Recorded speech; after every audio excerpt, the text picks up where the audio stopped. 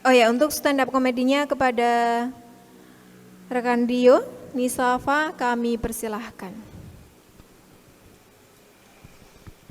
Jangan pakai ini aja wireless. Oke, selamat siang semuanya. Assalamualaikum warahmatullahi wabarakatuh. Boleh minta tepuk tangannya buat acara hari ini? Oke ya, izin buka masker. Terima kasih buat Les Bumi yang sudah menyelenggarakan gelar seni di bulan suci. Ada dua agenda, minimal dua agenda, yakni pertama adalah lomba final pujian bahasa Jawa. Jadi bahasa Jawa sebagai bahasa daerah itu sudah diakui gitu ya. Ki Hajar Dewantoro itu menyatakan bahwa kebudayaan nasional itu adalah puncak-puncak kebudayaan daerah. Itu bisa berupa puji-pujian, bahasa, sastra, dan termasuk lagu. Tetapi semua lagu daerah itu menggunakan bahasa daerah ya. Contohnya gundul-gundul pacul, ampar-ampar pisang,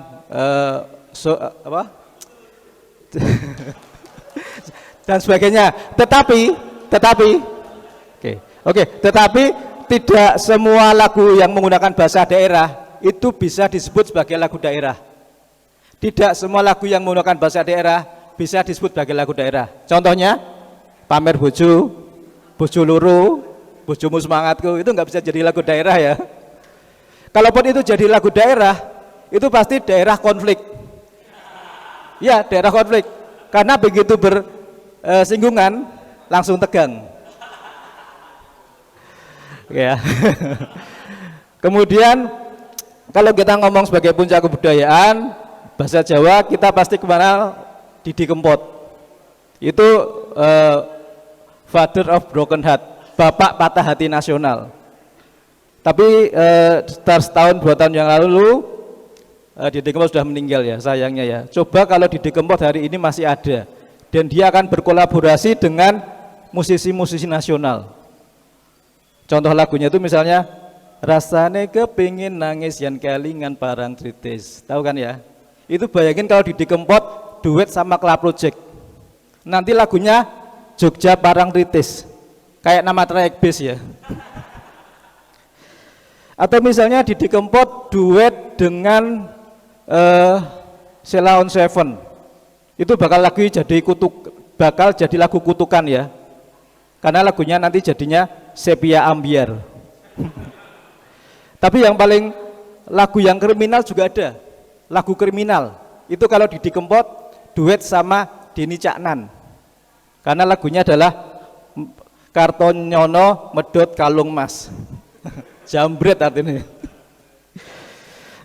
Kemudian yang paling absurd itu adalah seandainya Didi Kempot itu duet dengan penyanyi cilik, mantannya cilik, Joshua Suherman ya. Ya, nanti lagunya diobok-obok di stasiun balapan.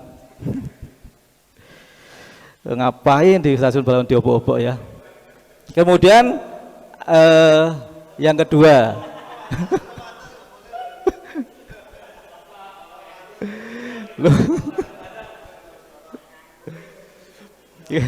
yang kedua adalah agendanya adalah bedah buku Aroma Wangi Anak-anak Serambi ya.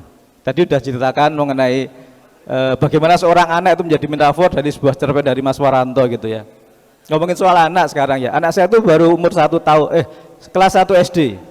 Dan dia harus sekolah online, sekolah dari rumah. Pernah suatu hari dia dapat tugas menggambar alat yang ada di rumah, perabotan yang ada di rumah. Saya lihat kan, dia ambil kertas HVS, kemudian ambil krayon hitam, dicoret, diblok. Satu kertas itu diblok warna hitam semua. Saya tanya, nak bikin apa nak? Gambar peralatan rumah. Oh sesuai gitu ya. Gambar apa? Gambar TV. Kok hitam semua? TV-nya mati. Belum dinyalain TV-nya.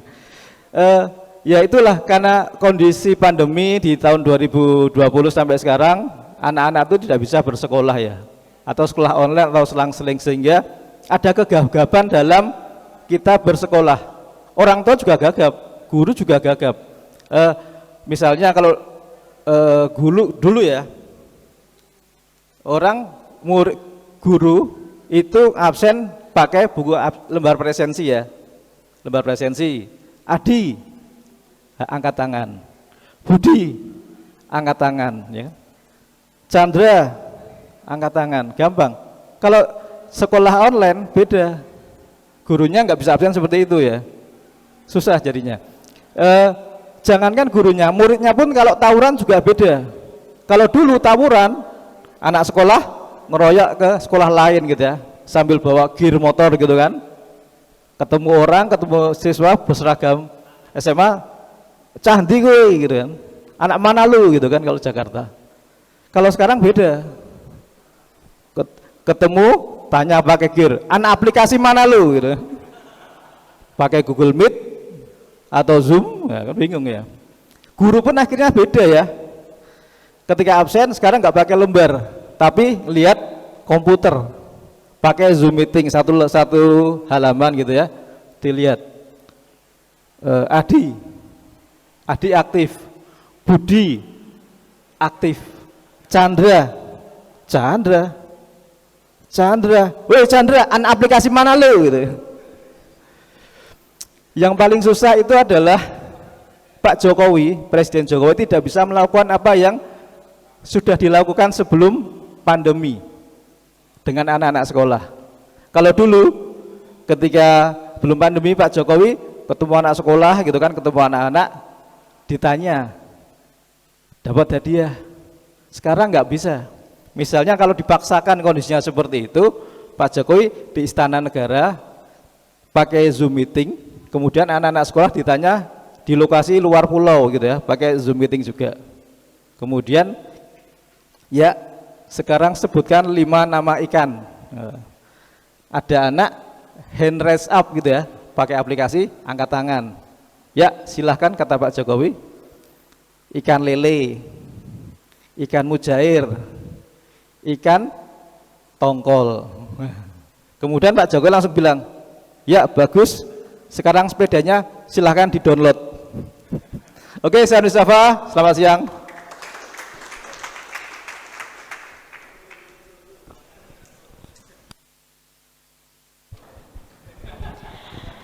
Oke, terima kasih kepada Rio Nisafa yang sudah berstand up komedi ya tadi, menarik sekali.